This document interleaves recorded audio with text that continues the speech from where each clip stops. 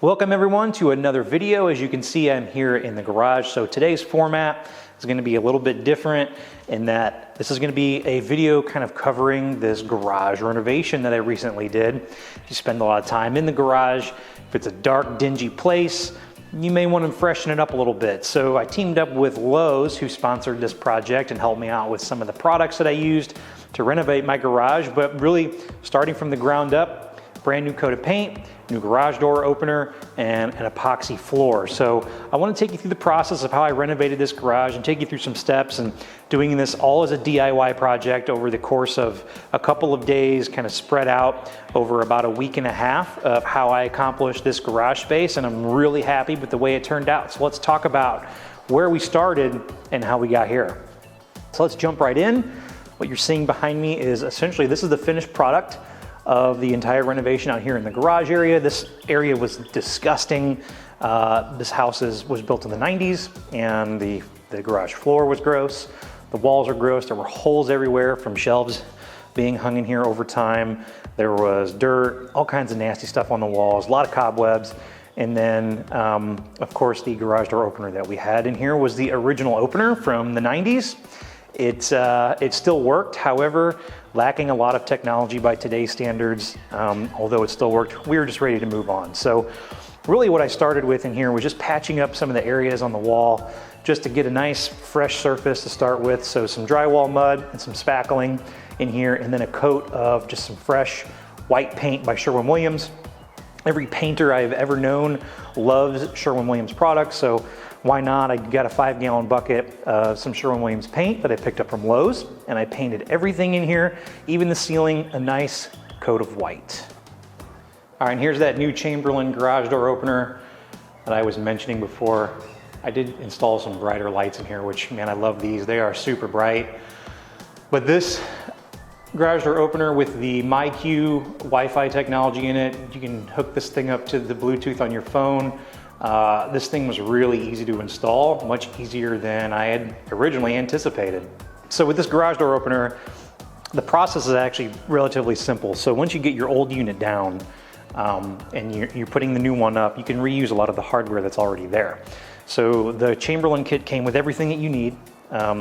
Once you get the track kind of snapped into place, you essentially just connect the track to the actual motor unit. You run the belt through it, make sure that you've got it set up for, in my case, this is a 7-foot garage door. If you have an 8-foot garage door, you need to buy a little bit longer track. There's an adapter you can get with this. But really all I did was just run the belt through it, make sure the belt had plenty of tension.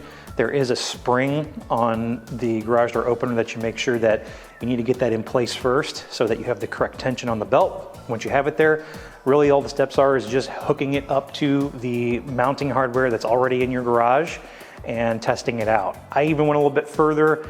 There are some programming instructions on how to make sure that your door closes and opens to the appropriate height and length. So there are some buttons on the inside of the garage door opener to help you do that. And then you just need to run your wires. So my previous garage door opener didn't have any sensors on it. So this one has sensors, the motion sensors that are on the track, and then also the new pad. And it also has and I can't believe it's 2024, I just now have a outdoor keyless entry. So that thing's really nice. Okay, so I know what you really want to hear about is the epoxy floor. And how did I do that? That's really kind of the star of the garage. So this epoxy floor is by a company called Armor Poxy. And Armor Poxy makes products that are for the DIYers. I know actually they're used by some contractors and some pros that do this for a living. But Armor Poxy really shines in that they offer these products to DIYers. And there's a process where they make it really easy for you to do this. They give you a kit. The kit that I got had everything that I needed in order to do this project. I only had to go to the store to get a couple of things. I need to get a new roller. And the paint brushes that they provide, I found that the epoxy is too thick. It pulls a lot of the fibers out. So the provided paint brushes, not the best. I would suggest getting a couple of paint brushes from the hardware store that are a little bit higher quality so you don't get any of the fibers stuck into the epoxy, because then you end up picking them out by hand. So one of the most important steps in doing your epoxy floor is actually the prep. So making sure that you have a clean surface that you're working with before you apply your epoxy. Armor Poxy provides you with some citric acid that you can use to clean your garage floor.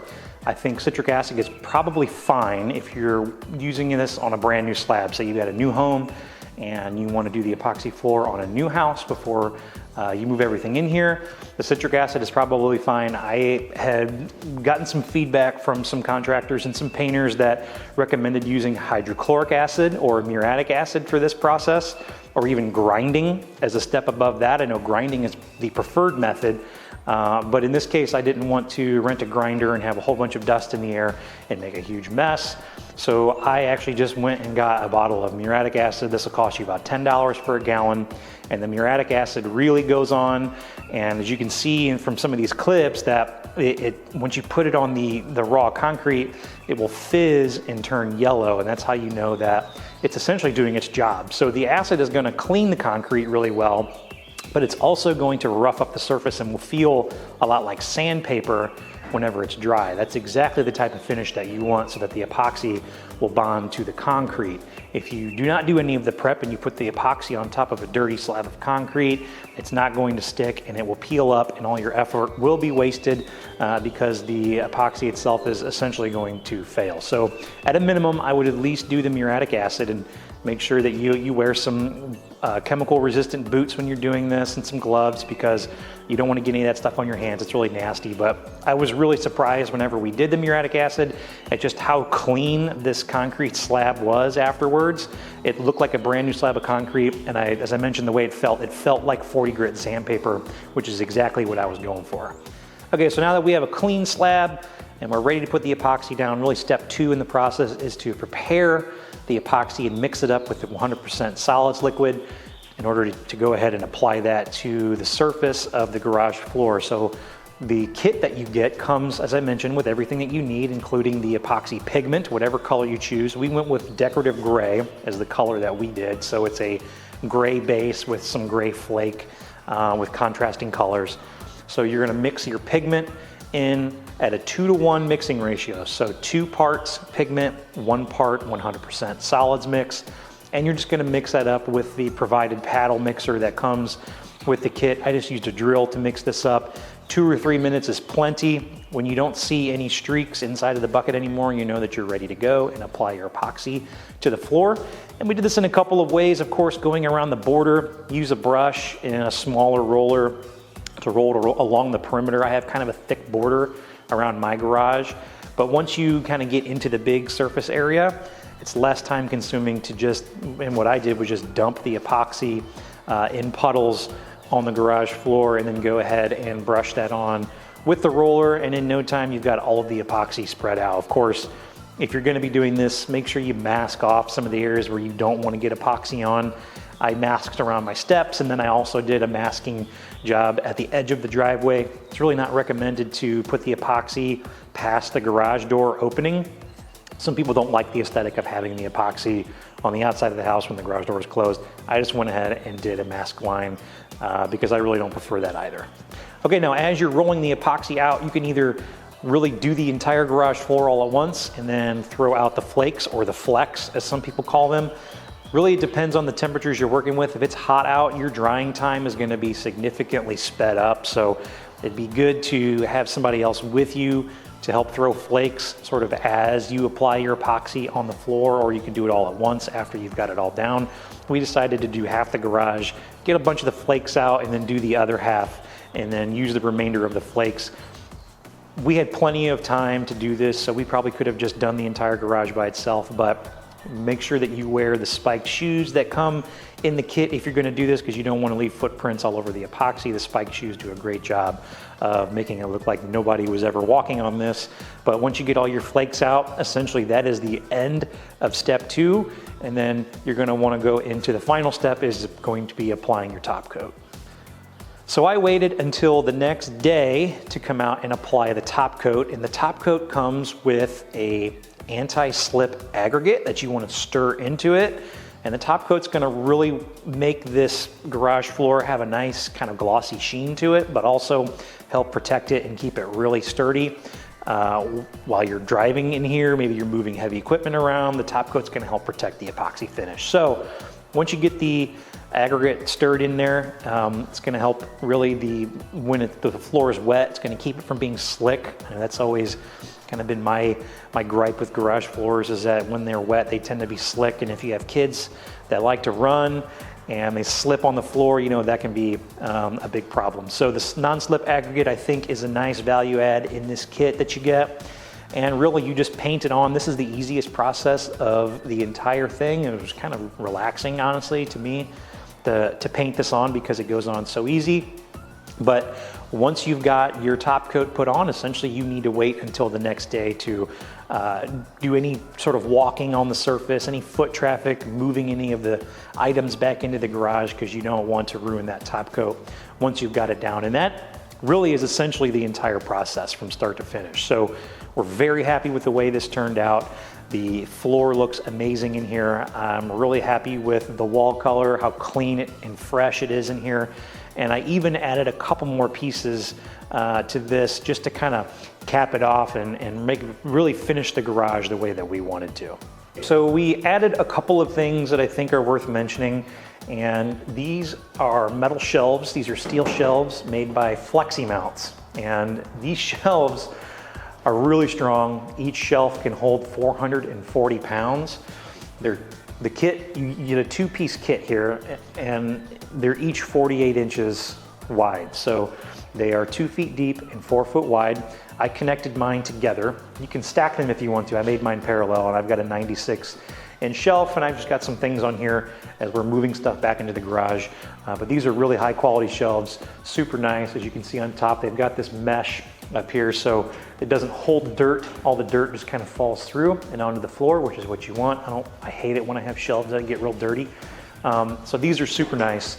Really glad that we got these, and actually pretty affordable. A pretty good price for these shelves, considering how strong they are and how nice they are. As I mentioned in the intro to the video, adequate lighting is a big deal, I think, in garages, and some of these options can get rather expensive. These lights just twist right into a normal light socket, and they are super, super bright out here, even at night. So when you're working in the garage, you have plenty of light. These are super cheap. And I'll link all of these things up into the description section below for you guys if you want to get an idea of what all of this would cost. I know prices change on things quite a bit, so I'm not really going to talk about pricing here.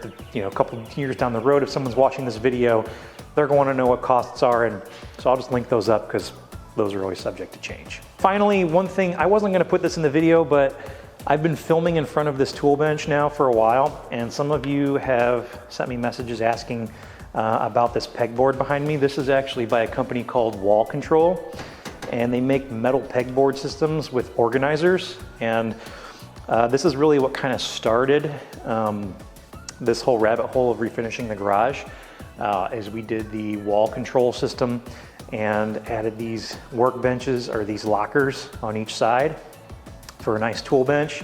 I've got another one down here, but keeps all of my tools organized. It's very high quality, and all of the attachments and everything, all the accessories, everything's steel. So super high quality. I love the organization here. You can even mount chargers to it, which I think is amazing, and power strips.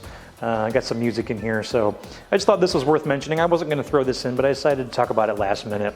Wall Control is also sold at Lowe's stores, so everything that you see here that we have done in this garage, you can purchase at Lowe's. Even the Rubbermaid Fast Track, which I really like for hanging all my tools on, at least my outdoor tools. That's going to conclude today's video. If you stuck around long enough, thank you for watching. Don't forget, if you're not subscribed, subscribe to the channel. Give me a like if you like the content here, and if you have any questions, leave those down in the comment section below. Everything you see here in this video is DIY-able. As long as you put in the time and the effort, you should be able to do this too. So thank you again for watching. It's truly appreciated, and hopefully I'll see you in the next one.